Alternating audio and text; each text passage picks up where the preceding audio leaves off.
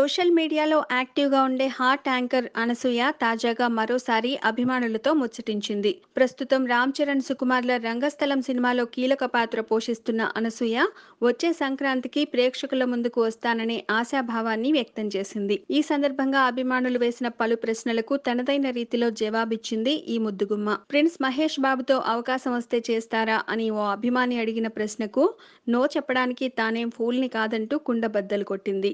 ఇక ఇదే ప్రశ్న పవన్ కళ్యాణ్ గురించి అడగ్గా తప్పకుండా చేస్తాను అంటూ బదులిచ్చింది. అలాగే కింగ్ నాగార్జున సరసన సోగ్గాడే చిన్ని నాయన సినిమాలో నటించిన తాను మళ్ళీ ఆ అవకాశం కోసం ఎదురు చూస్తున్నానని తెలిపింది. ఈ ప్రశ్నలలో భాగంగా ఓ అభిమాని మీ ఫేవరెట్ జబ్బు ఏది అంటూ ఓ తుంటరి ప్రశ్న వేయగా దీనికి Anasuya అవాక్కైంది.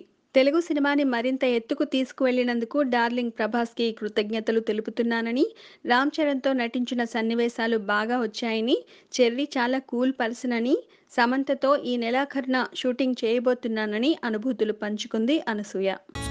Please subscribe. Hi, it's me Purna. Please subscribe.